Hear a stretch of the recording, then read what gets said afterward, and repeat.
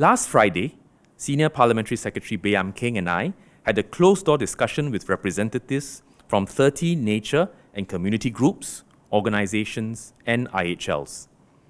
We were joined by colleagues from our 3 ministries, as well as MPA, NEA, NParks, and SDC.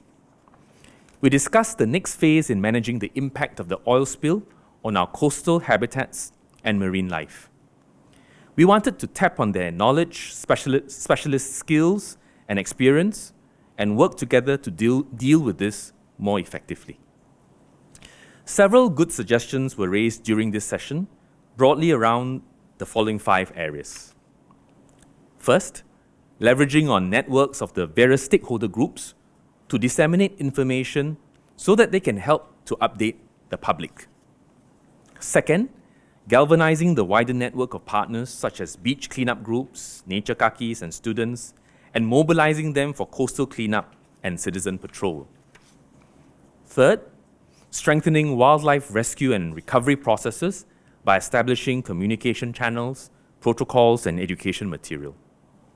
Fourth, carrying out impact assessments and habitat surveys to monitor the effects on our wildlife and biodiversity, as well as fifth, conducting research in partnership with our scientific community to understand the longer-term impacts of oil spills on biodiversity. Together, we are developing an action plan to protect and restore coastal habitats over the next 6 months and beyond. Now, when NEA colleagues have assessed the affected areas to be safe and can be open for public access, we will work with our partners on recovery efforts, which include coastal cleanup activities, beach patrols, wildlife recovery, and habitat surveys. Our friends of the Marine Park will partner us on habitat surveys at the intertidal areas such as along East Coast Park and Changi Beach Park. We will also work with volunteers to carry out intertidal and subtidal surveys on our southern islands. Community beach cleanup groups such as STRIDE and International Coastal Cleanup Singapore, ICCS, have started to coordinate their networks so that they can organize beach cleanups once we can do so.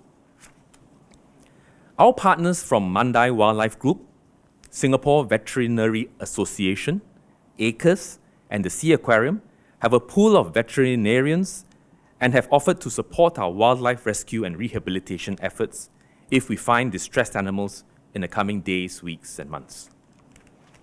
Meanwhile, other partners such as the Bird Society of Singapore and Otter Watch will work with us to share tips such as do's and don'ts when spotting oil-slick wildlife with the wider public and increase public awareness on the oil spill response. We will sustain these efforts jointly over the next few months and check in regularly with our partners along the way to take stock of our progress and our findings.